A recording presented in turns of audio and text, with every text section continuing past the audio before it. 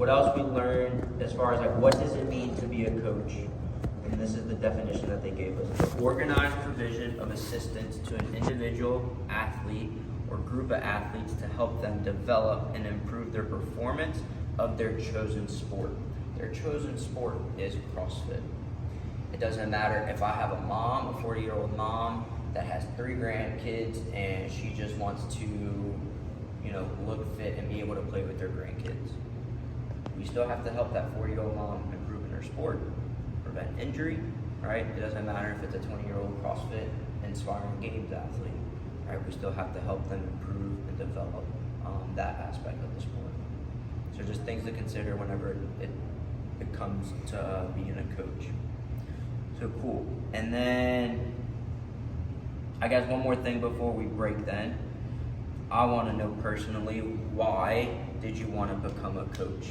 I get it, we're all here to help other people, but what really either tricked it over, what maybe experiences throughout the years, hey, this is why I became a coach. As soon as I could take it. My why, and I know it's similar for Hobie too. We're very much a team on a lot of everything. So we started going to the Brobridge gym primarily for community, because we moved to that area and had no friends. Yeah. And we knew we liked to work out. We knew we wanted to be fit, but we wanted friends too. So I was like, oh, well, let's try this CrossFit thing. It seems like you can kind of get both from there. And then that just spiraled into a full-blown, just believing in it, we believe in CrossFit because of our personal experiences. And we also knew that we aspire one day to own a gym as well. And so it just seems like becoming a coach was the next step in in that direction. Best way to kickstart that knowledge base, that expertise base we need to build on, as well as understand just more about CrossFit. Yeah, that's cool. So, that's really cool. Yeah. I like that. Darren? Once I started losing weight, working out is something that kind of not saved me, but I don't know, just changed my life forever. And it just made me realize if I really dedicate myself to something and work hard, how far can I take that? And it just gave me a new confidence in myself, and I just like to be able to bring that out in other people. And I think it just helps me connect with other people, and yeah. It's all connected. I don't know, call it a gift or a hobby, something I love, something I enjoy. Yeah. I like helping other people, but ever since high school, I was in a position to where I was always trying to help other people. So I played quarterback in high school football, and then point guard in basketball, and pitched in center field in baseball. So I was always in a position to where I had to know what everybody else was doing around me, because that was part of my success on the court or on the field or wherever I was. So I was always trying to teach whoever it was, move here, move there, and it just kept going that way. Tyler? We understand that we all want to help people at this point. Right. But what was either the turning point, maybe what was the experience that you've kind of built on throughout the years, and why that's more prominent now? Well, I wanted to become a coach initially because at the time, my mom told me that I had to pay my own gym membership. You have to get it together, right? And initially I was like, okay, well they're gonna, if I become a coach, one, I'll get paid. Yeah. And two, I won't have to pay a membership. But then it kind of turned into, well, no, I really do want to do this because I can help people. But then again, it gave me a sense of learning, in that I'm always able to learn something new. I meet somebody new, I have a different interaction. The more time I spend in here, the more I figure things out. Not just in the gym, but in life. Right. Talking to people, making new connections, things like that. Yeah. So, yeah. Touched up a little bit on Day by day, hour by hour, so 10,000 hours usually is what it takes to master. Might have been parenting for 10,000 hours, and I'm nowhere near a master. You might have another 10,000. But I am right? working on it. There we go. There we go. Right.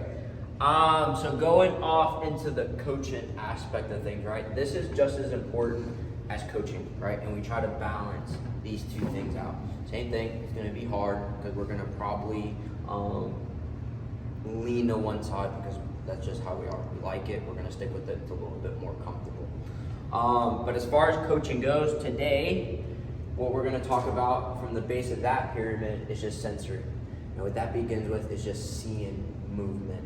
I think for us, at least for me starting out, seeing movement, we wanted to fix everything, right? It might have been a train wreck squat, and you're like, man, hey Jade, I need your knees out, I need your chest up, I need your heels to stay on the freaking ground, right? All those different things. What do you think Jade walks out of it with? One, dang, why is Alex picking on me? Two, I don't remember a dang thing that he said because he tried to fix everything. So I think it's as simple as keeping it simple.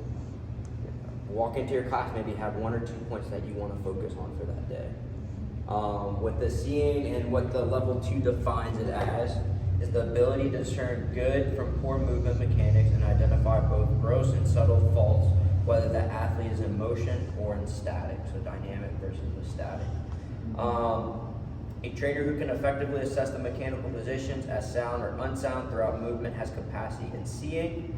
Seeing is necessary first step for a trainer to bring about change in a client's mechanics. Going back to it, if I don't see it, I don't know what's wrong with it, right? I can't fix it. Guess what? I can't become an effective trainer then. Seeing is a necessary first step, bring about a change in a client's mechanics, but it rests on one's teaching capacity, knowledge. Trainers must first know positions of best mechanical leverage, as well as the effect of varying anthropometrics on these positions. I don't know if I said that right. If a trainer does not know what to look for, he or she will not see correctable issues. Again, the level 2 said that. If you have an issue with that, they said this all last week. Argue with them first and then come back to me about it. So it's just seeing the first thing and how can we get more knowledge about it. The level 1, level 2, they all have the different points of performance, right? They break it down into different domains that we'll talk about in just a minute. But what I want to practice now in real time, let's do this first and then I'll let y'all do this. So this is coming from the level 2 manual. Does anybody know the 7 points of performance whenever it comes to our front squat? Y'all can do it as a team. Let's do. So we got 7. 2, 3, 4, 5, 6, 7. And I guess to give you another hint, 5 of them come from the air squat. So y'all can just start spitball. So what are the 7 points of performance whenever it comes to our front squat? Parallel. So depth. Anyone else? Knees over toes, knees track over toes. Is that one of them? To begin at full extension. You said extension? Begin at full extension, right? So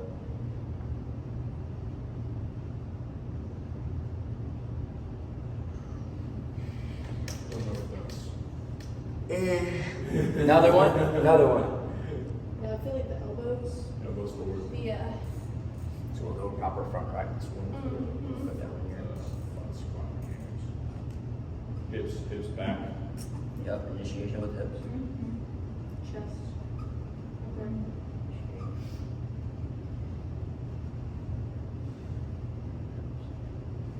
So we said what, chest? We'll go with lumbar curve maintain, right? So chest coming, right? We'll use that as the chest up. Eyes forward.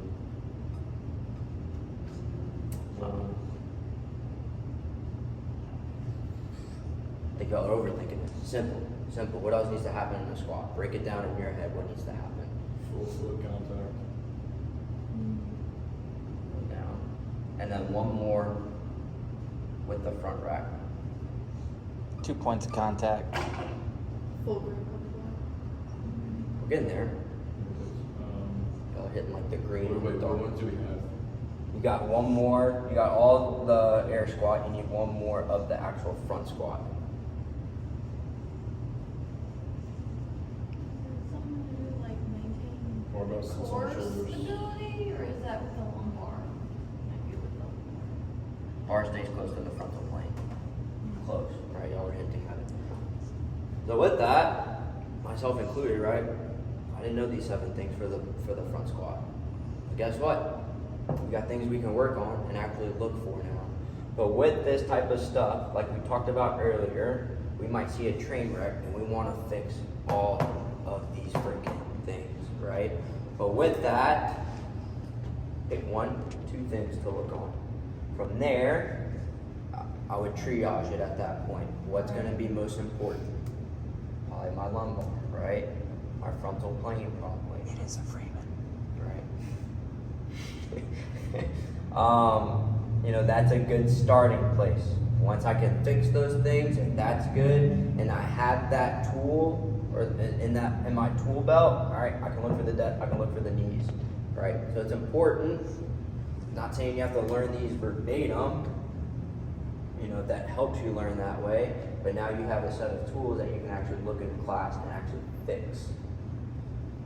Make sense?